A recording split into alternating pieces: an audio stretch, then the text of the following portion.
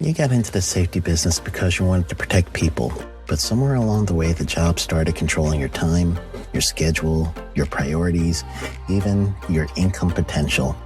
What if the expertise you've built over the years in the field can give you something more? More freedom, more control, more ownership of your future. I'm Sheldon Primus, the author of 7 Steps to Starting a Profitable Safety Consulting Business and the host of the Safety Consultant Podcast, with more than 350 episodes helping safety professionals become consultants and grow their career. Consulting changed my life. In fact, I'm a full-time RVer, and one consulting contract paid for my home I live in today. Now, I help safety professionals build their own consulting practice through bi-weekly coaching calls, accountability, and personal guidance. But this program isn't for everyone. Start with the Consultant Readiness Audit at sheldon.coach. What if everything we thought we knew about safety was just interference? From the host of the Rated R Safety Show and the founder of Safety FM comes the complete Signal Transmission Trilogy, now available in one powerful edition. Safety, in my opinion, the book that started the conversation. Safety Mutation, where the boundaries of culture, systems, and belief begin to break. And now, Safety Transmission, the final piece of the signal. For the first time, all 3 books are together in one volume. The Signal Transmission Trilogy, Complete Edition. This isn't just about compliance. It's about consciousness. It's about decoding the way we think, lead, and live, inside and outside the system. Whether you've been following the signal since the beginning or you're just now tuning in, this is the version to own. Search Signal Trilogy on Amazon or visit safetyfm.com to get your copy now.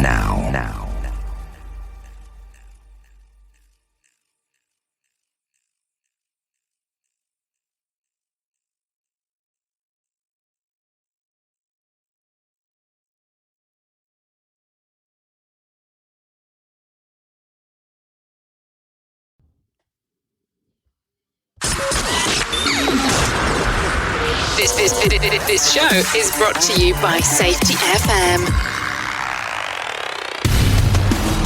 And hello, everybody, for Monday, February 6th, 2023. For some reason, we were not on the air for 12 minutes or 13 minutes on my count. I don't know what happened. I'm talking into a microphone and nothing's coming over. I apologize to all of you out there. So this is going to be a truncated program, about 45 minutes. Me talking into the microphone for 12 minutes was not working. I apologize. Anyway, a lot of stuff going on here. I had some family issues and some illness in the family last week, so I could not be on the air on Friday. And I couldn't do a makeup program on Saturday, so I apologize again to everybody out there. So, we had a couple of comments here from some listeners, and this is basically it. Boy, I'm Jim Posel, your host. And a couple of the comments are this. Why do you keep on talking about manipulation? That seems to be a ongoing theme here. You're talking about maybe alternative thing. Okay, great. Good, valid question, and I want to address that right up front with everybody. Do you folks realize that are into human and organizational performance? Realize what a different way of thinking that is? In covering that, and everything on this network with you, hop, right? Whether it's my program, Jay Allen's program, Todd Conklin's program, any of the number of other hosts, I'll give them all a shout out, all right? Alan Warford, Diary of a Bald Man, the Hop Nerd, Sam Goodman, Sheldon Primus, right? The safety consultant, to just name a few. And there are Emily Elrod, and all the other people involved in HOP, and here and everything. Do you realize that you're like the alternative? You're like the rebels. We're like the rebels of the safety industry. I still get the answer today, and I get this all the time. I've been dealing with a lot of construction companies the last couple of years. They're like, I'm applying it to construction, which a lot of people say, well, I don't understand how you could apply any of that to construction. I'm applying it to construction and everything. And they're like, wow, this is a totally different way of thinking. We've never seen this before. You're listening to us. You're trying to help us. You're not out to get us. I actually had a shop steward come up to me last week. The project one of the projects I audit had a new employee. They have enough employees to have a shop steward now. So he came on. Oh, well, what's the discipline and policy? First question out of his mouth. And I'm like, we haven't really had to use the discipline policy. Well, what do you mean? Don't you have violations? Well, we don't really have violations. You just have a better way of doing things. We try to work with people. We try not to go against people. We try not to make a big deal over de minimis things that aren't, with things. We try to coach people. We try to help people. We get the right equipment. We do training here. We do everything else here. We haven't had to discipline anybody because that's not our first thing. Can we? Yeah, we could discipline. We can do this. We can do that. Some people would prefer we start throwing people off the job. But that's not what we're about here. Right? We try to work with people. And he was like, you're kidding me. So I started talking about intro to HOP, what some of the other companies are doing out there. Right? I said, look, if I come out here acting like a maniac, screaming and yelling, like apparently you're used to, antagonizing people, making fun of people, bullying people, I don't think we're going to be successful in this project. And any of my designees are going to be successful here. We're here to work together and get this job done on time, within budget, and hopefully with the same people that started it, even though we broke that rule already with that. Completely mind-blowing. Completely different way of thinking. Now, we're dealing with this also, right? And the news that we're doing. One of them is with global climate change. Now, you're going to say, Jim, what do you know about global climate change? I know a lot, all right? I've been following the debate since I'm 16 years old, and actually 15 years old in 1986, all right? I believe it was, sophomore year, high school, in 85, right? 85. Yeah, so I was 15 years old dealing with this. Now that I think of it, maybe in the 80s. Okay, I was 15. I'm 52 now. I've been watching this debate from day one. Done a lot of research on it.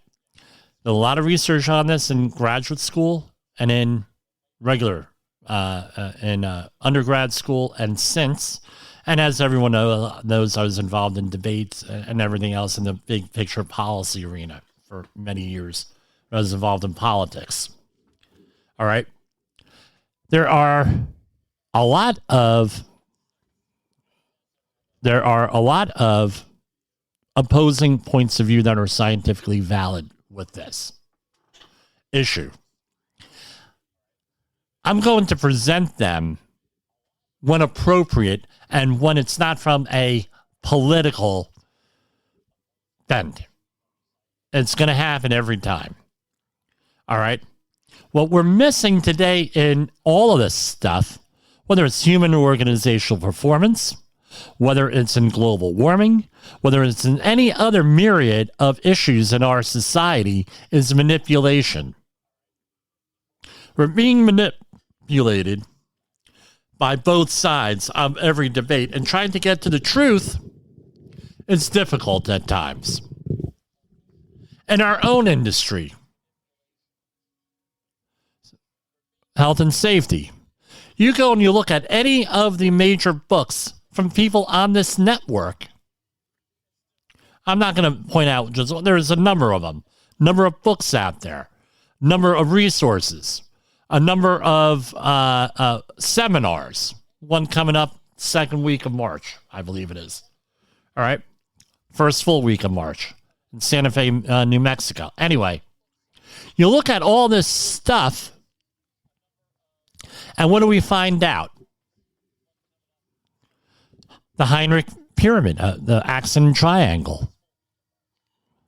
That we've been crammed down our throat, what we've been beating people up with my entire career, and it goes well before that, blaming the worker and everything else. Very difficult to come up with a scientific basis for that. That's an alternative view that we hold here. Do I teach that? Yeah, I do, because half of more than half, 90% of the organizations I work with are still on that. We're changing them. They're learning. And everything else. We're changing that. You pick another one. Pick any issue on here. And we could do that to any issue. As long as we have valid, scientific, and we're not dealing with crazies out there. And we know who they are on both sides of any issue. We're going to be dealing with them. Same thing with demographic issues. That's a major interest for me. And we're going to talk about things that are interesting to me because I try to make it interesting for you. Demographic issues, big issue throughout our entire country, throughout this entire world. Big issue. Pollution. Endangered species. All of those things are important. Those are all part of what we're about here, is to apply logic and reason to what we see out there in the world. To put a rationale towards things. That's what I'm about here. Question everything. I question everything. And for years, how did I start out on this? I guess now's as good a time as any. 30 years ago, this spring sometime, I was taking a course, an air quality course, 1992, spring, by a college professor that taught us how to evaluate research. I use that model on how to evaluate research on everything I do. And I questioned everything after that. Because what I found out was the scientific articles I was reading, the sources I was reading in the popular press, the sources that we were seeing on TV, no internet in those days. We had chat rooms on a mainframe in some colleges, right, that were only open to a couple of people, right? We had that. And I found out there was a lot of stuff out there that was not true. That was absolutely not true. So I went on a journey over the next couple of years to try to figure out what was true and not true. I questioned everything. It was a mind-blowing experience for me, life-changing, that continues to this day. And what eventually happened was I had to unlearn all these negative behaviors that I had inherited. I had to unlearn this anti-intellectual thing that I inherited. I had to apply, for lack of a better word, the logic of Mr. Spock to everything and try to rationalize everything, but still have empathy. And this is what the journey that I've been on today. That's what my life's journey is. And that's what I tried to spread to other people. Logic, reason, and when I can, faith and hope. What's my belief? And it's our belief here at Safety FM. I'm proud to say this here, and I believe everyone can probably agree with me. If they don't, okay, then don't agree with me. Call me out on it. That tomorrow is going to be better than today. Our best days are ahead of us, but we're going to go there together. And that's my opening monologue for this week, all right? And we're going to go into some of that stuff now. Now, of course, I hit the wrong button. In the professional safety community, communication and planning are just a few keys to your program's success. The question many practitioners have is, where do I start? Dr. Jay Allen, the creator of the Safety FM platform and host of the Rated R Safety Show, has built a global foundation to help you along the way. Go to safetyfm.com and listen to some of the industry's best and most involved professionals, including Blaine Hoffman with the Safety Pro, Sam Goodman with the Hop Nerd, Sheldon Primus with the Safety Consultant, Jim Pozell with Safety Wars, Emily Elrod with Unapologetically Bold, and many others. As individuals, we can do great things, but as a team, we become amazing. Dial into safetyfm.com today and surround yourself with a powerful force of knowledge and support. Is your safety training old, stale, and hackneyed? Is your safety trainer still preaching a warped version of behavior-based safety? How about safety training that actually addresses your hazards in your workplaces and is not standardized baloney from 25 years ago? Contact the Safety Wars team at safetywars.com or call Jim Pozell at 845-269-5772. Remember, if you're receiving this message, you are the solution to unsafe workplaces. So, following up from a $500 and some $1,000 citation on a company last month, Region 2 has followed up, of OSHA, has followed up with a $687,000 plus proposed penalty for a company, local company here. So local, it's in Nanuet, New York, which is on the other side of town from me. Incredible. So, I'll just and as I'll point out, everyone is innocent until proven guilty, and sometimes, and these things are often litigated, vacated, or negotiated downward. This is from Hohokus, New Jersey. 2 roofing workers dead. Victims of preventable workplace falls in New York, both in the month of February. First in February 2019 in Camisha Lake, which is on the other side of town for me. The second one in Spring Valley, which is where I used to live, about 6 miles from here. 7 federal workplace safety violations in the last 4 years that identified 33 violations, none of them willful failures to provide required fall protection, and yet the U.S. DOL found ALJ Home Improvement Incorporated of Nanuet, New York, again exposing its employees to potentially deadly harm in August 2022, just 6 months after an unprotected employee's fatal flaw.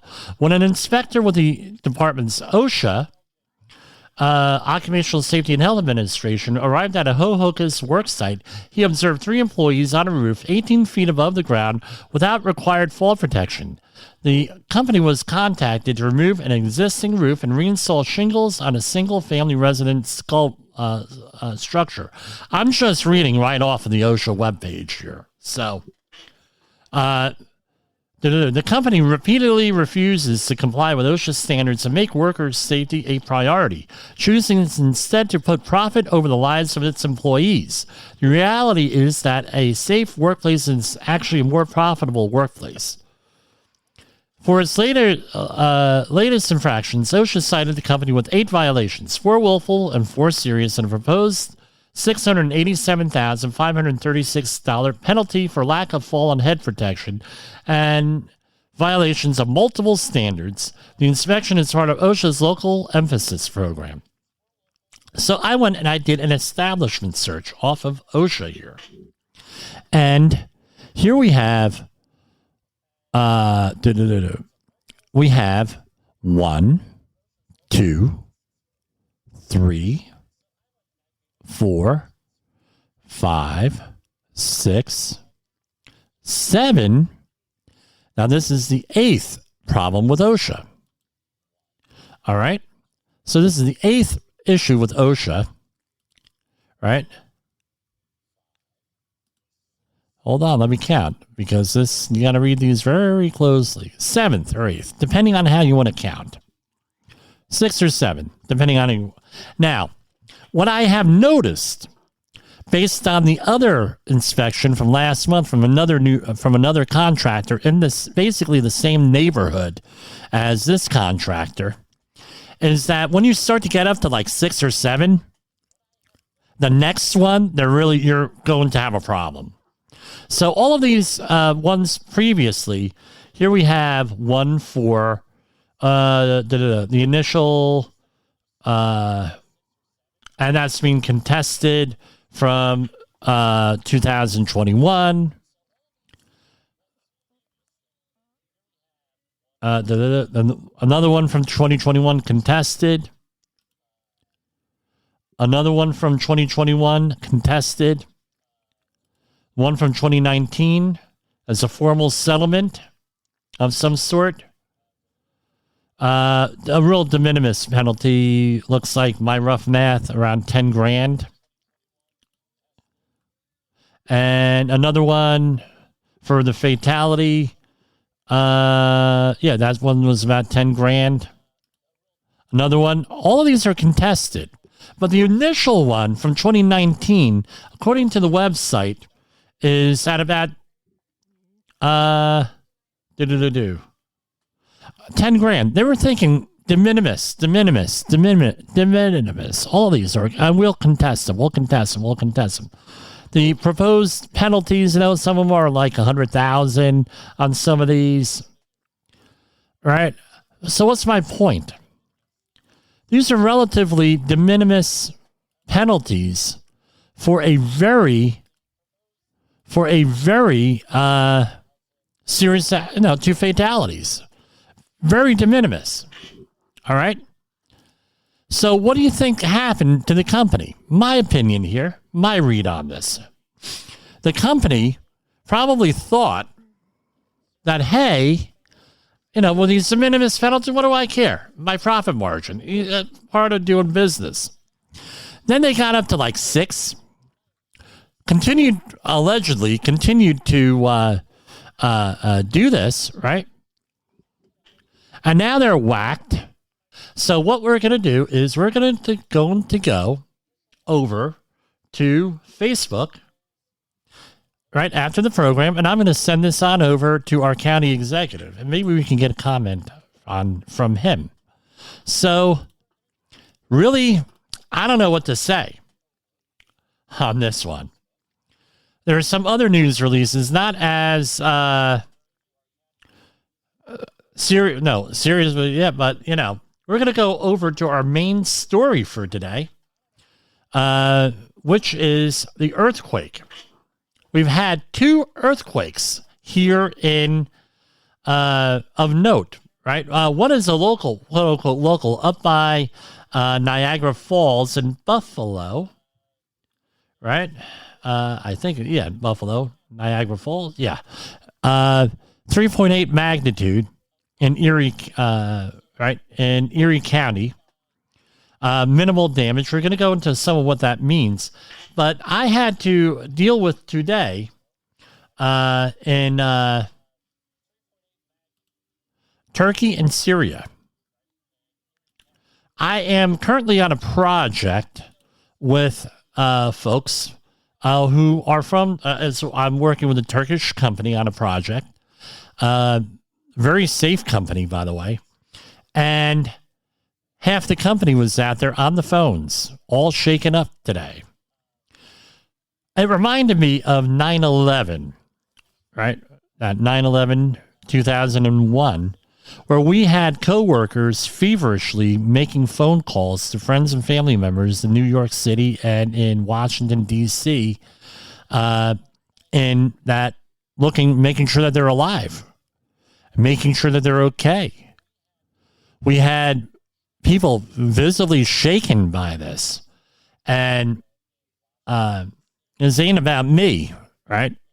I'm upset anytime this happens, these major disasters. But this ain't about me. I don't know anybody from Turkey here, but I have people who I work with now that are dealing with people in Turkey.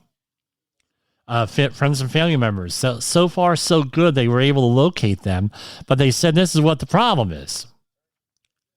The ones that were not hurt in this, that were able to survive, what now? Now you have a major humanitarian problem. We have 3,500 people confirmed dead, and the number is going to go high. They were showing me video from Turkish news outlets, flyovers, drone footage, whole areas completely leveled. And by the way, what they, I'm not going to go into that. We're going to get people into trouble on that one. But the question is this, as always, you can't, as of yet, now, there's no scientifically accepted way, I'll put it to you that way, of predicting earthquakes. There are some people with theories who claim ex post facto, that's after the fact, earthquakes, and they're able to predict them, but there's no reliable way. So what are you left with? You have a lot of times local governments, especially in some of the countries where this broadcast is heard, where they have not been up to date with their building codes, things of that nature. And even in this country, domestic preparedness for earthquakes, an earthquake-prone region like the West Coast of the United States, Alaska, even Hawaii, I believe, the Pacific Rim, right? The Rim of Fire. They have preparedness, right? Like pretty good preparedness things, especially after, let's say, the historic San Francisco earthquake, Mount St. Helens volcanic eruptions, which were preceded by some earthquakes, from memory serves me right. The Northridge earthquake in California, early 1990s, and all the major things. We got that pretty well with building codes. I know that the professional engineering license and credential on the West Coast includes seismic type details, seismic designs, things of that nature, everything, the seismic engineering. I don't know what the appropriate thing is. So we're pretty good here. But what if you're faced with a disaster that maybe your local government may not have the capacity to respond to? What do you do? Right now we have 95 days. I didn't mention, I think it's 95 days to May 11th, the official end of the COVID emergency in the United States. We didn't have the capacity really to respond to that. So what do we have? And we covered that well on this show and on the podcast. So what do we do if we're not able to respond? What does that mean? That means that goes on us to be prepared.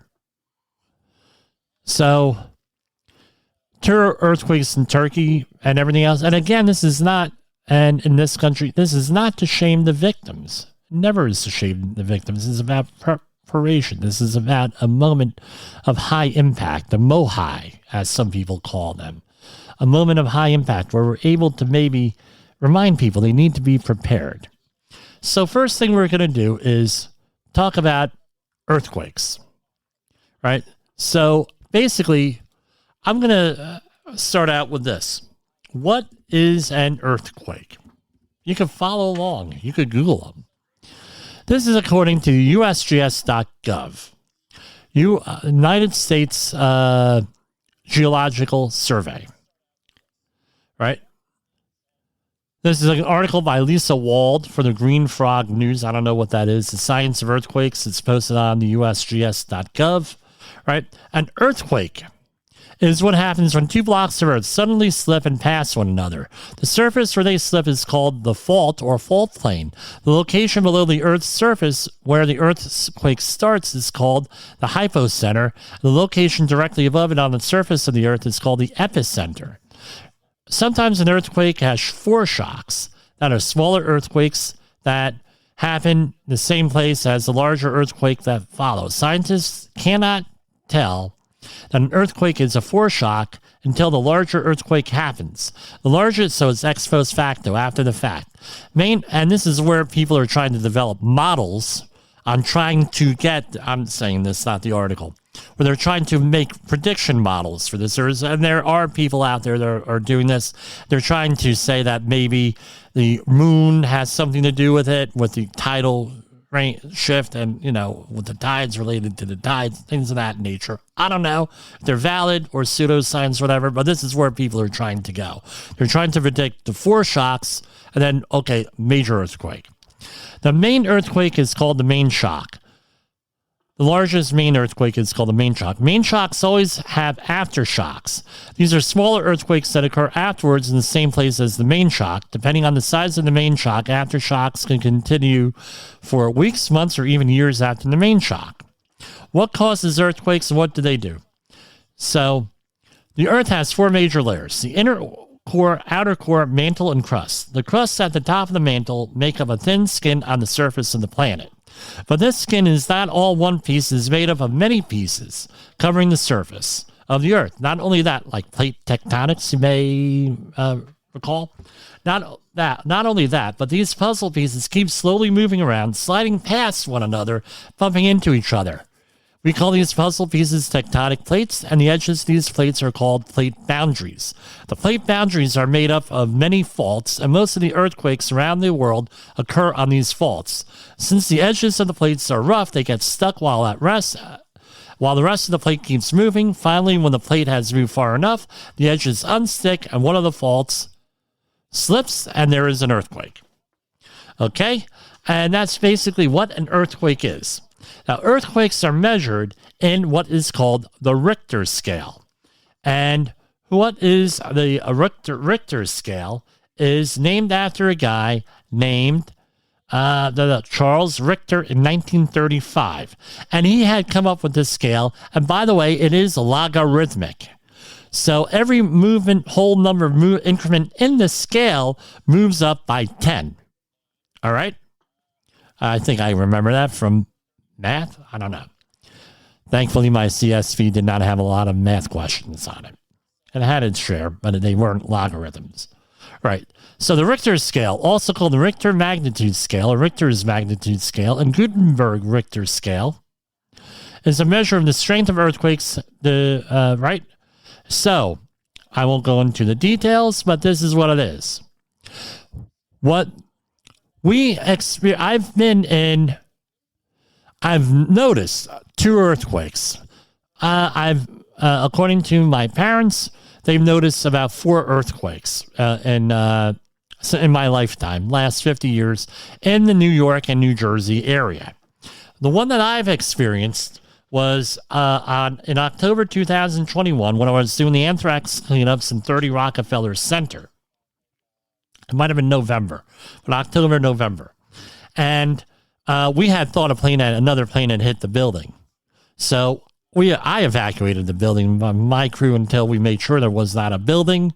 There was no problem. Then we went back to work. But it was something like a 2.8, something like that. I also had another earthquake experience when I was in California. My boss says, Jimmy, why don't you go out and look at, see where the fault line is?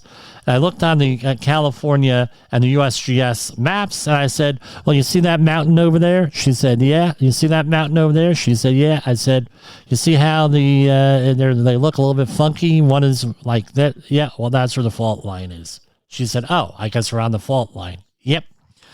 Minor earthquake. And by the way, late last year, that fault had a little bit of a major earthquake, a light earthquake, like a 4 on the Richter scale.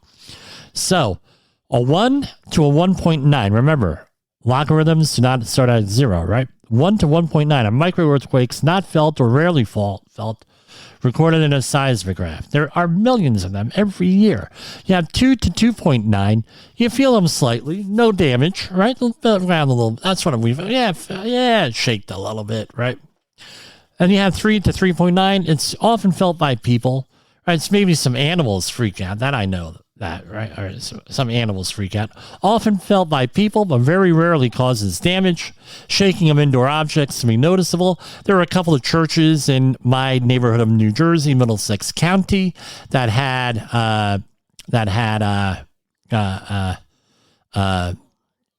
churches that were actually damaged by earthquakes after they were damaged by explosions.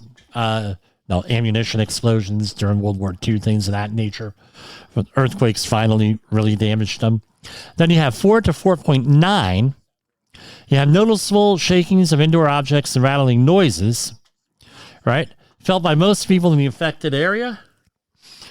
Slightly felt outside, generally causes 0 to minimal damage. So the previous one, like a 3.8 up in Buffalo, yeah, it's noticed a little bit. This one, 4.9, right? 4 to 4.9, you start feeling it, causes some damages. There's like 10 to 15,000 of those per year. Then you have a 5 to 5.9, which is moderate damage. It causes damage varying from severity from poor to poorly constructed buildings, 0 to slight damage on all other buildings. It's felt by everybody. There's about 1,000 to 1,500 per year. Then you have 6 to 6.9. Now you're starting to get into it. You're getting damage to moderate number of well-built structures.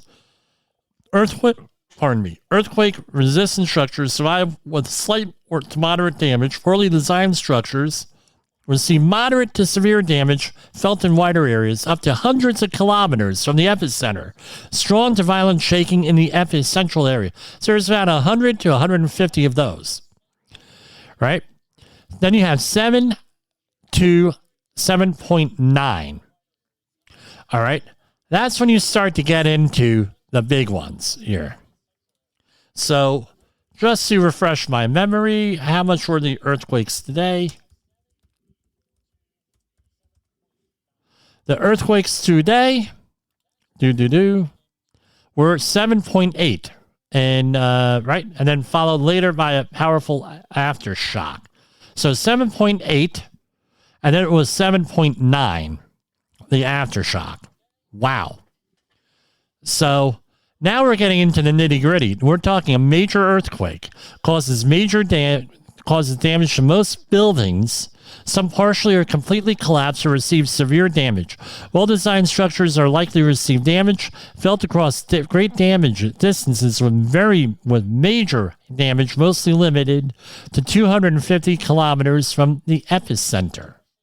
So you're thinking, this is what surprises me, 10 to 20 per year. That's a lot. Now, this area, reportedly, from what I recall, has a lot of earthquakes. Then you have 8 to 8.9, which is major damage to buildings, structures likely to be destroyed, will cause moderate to heavy damage to sturdy or earthquake-resistant buildings, damaging in large areas, felt in extremely large regions. 1 per year. And 9 or greater, at or near total destruction. There's 1 per every 10 to 50 years. So that's the basics for earthquakes. And we always hear Richter scales, but nobody explains what the hell these things are. It's nutty in a way. So what do I notice is that my phone is blowing up, right? With, you gotta, donate to me. I'm going to caution you to donate to anybody with, for this until it's a legitimate charity. Now, the other thing is this. The American, British, and other countries are already sending people. I think America is sending the first wave. Right, these are like the emergency responders, about 100 people over there initially, and there'll be more. Britain is about the same number of people. They're sending more. And we want to say, if you believe in prayer, please go and pray for these people in Turkey. Pray for the survivors. Pray for the responders. Pray that this doesn't cause another issue like a pandemic, massive illness, anything like that. Now, what can we do? More immediate to us. What you need to do is go out there and say, how am I going to prepare? How am I going to prepare myself for when a disaster happens? Again, this is another one of our themes. Like calling out the baloney out there that we see and call it news bias, manipulation, and things of that nature. This is also part of the same theme. Now, your community may not... Now, earthquakes are pretty good in this country. We were very good in the United States, as I mentioned, I believe earlier. I think it was during the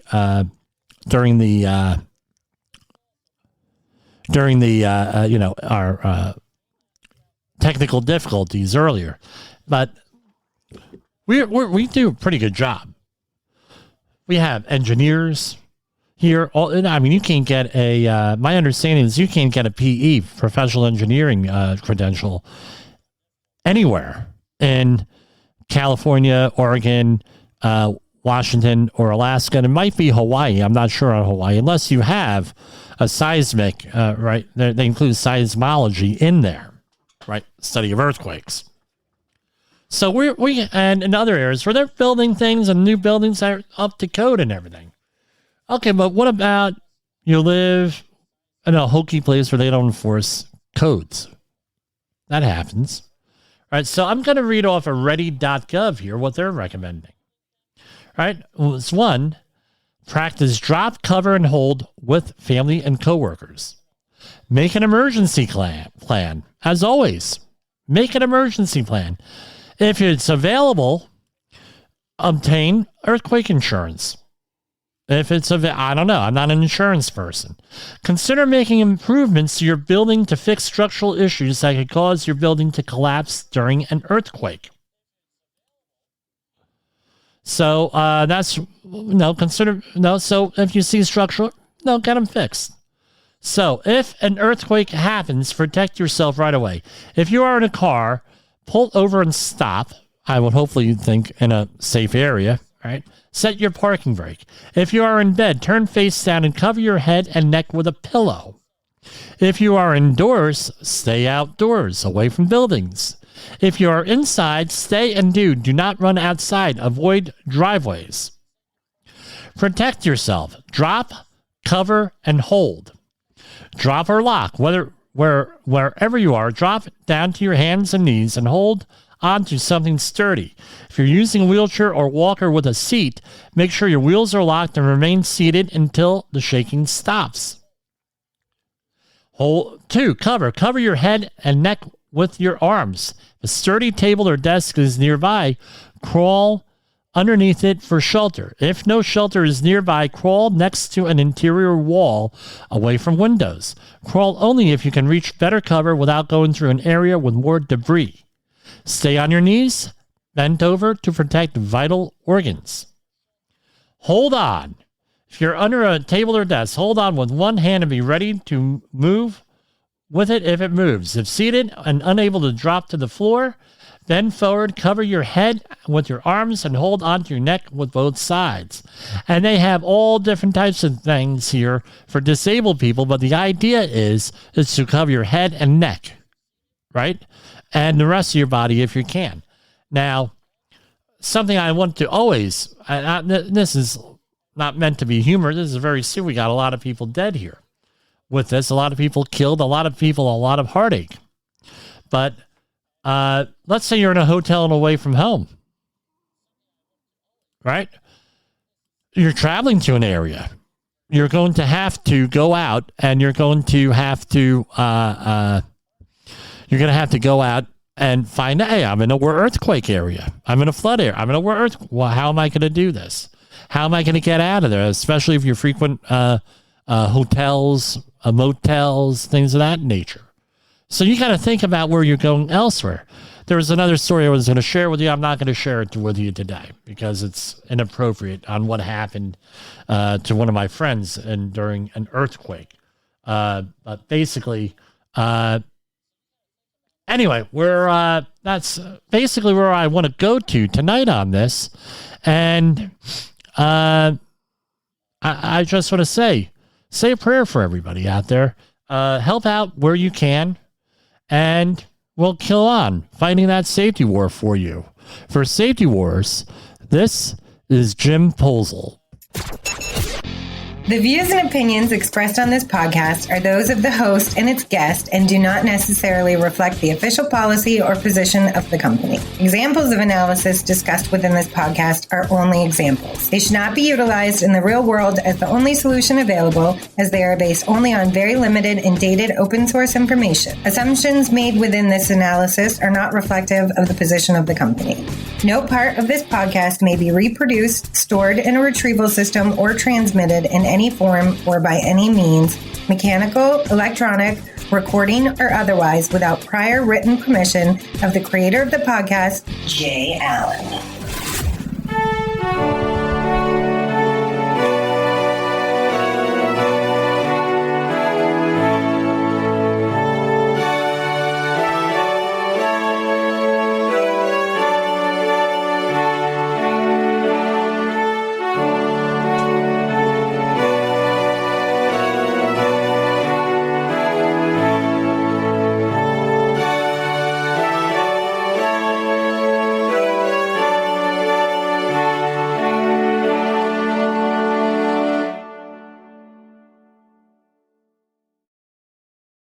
You got into the safety business because you wanted to protect people, but somewhere along the way, the job started controlling your time, your schedule, your priorities, even your income potential.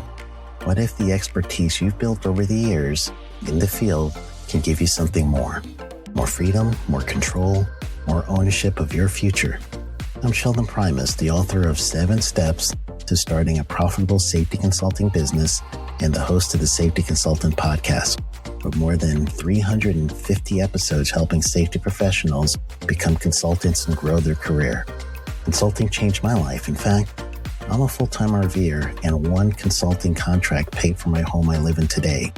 Now, I help safety professionals build their own consulting practice through bi-weekly coaching calls, accountability, and personal guidance.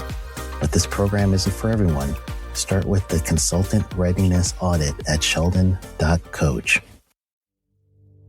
What if everything we thought we knew about safety was just interference? From the host of the Rated R Safety Show and the founder of Safety FM comes the complete Signal Transmission Trilogy, now available in one powerful edition. Safety, in my opinion, the book that started the conversation. Safety Mutation, where the boundaries of culture, systems, and belief begin to break. And now, Safety Transmission, the final piece of the signal. For the first time, all 3 books are together in one volume. The Signal Transmission Trilogy, Complete Edition. This isn't just about compliance. It's about consciousness. It's about decoding the way we think, lead, and live, inside and outside the system. Whether you've been following the signal since the beginning or you're just now tuning in, this is the version to own. Search Signal Trilogy on Amazon or visit safetyfm.com to get your copy now.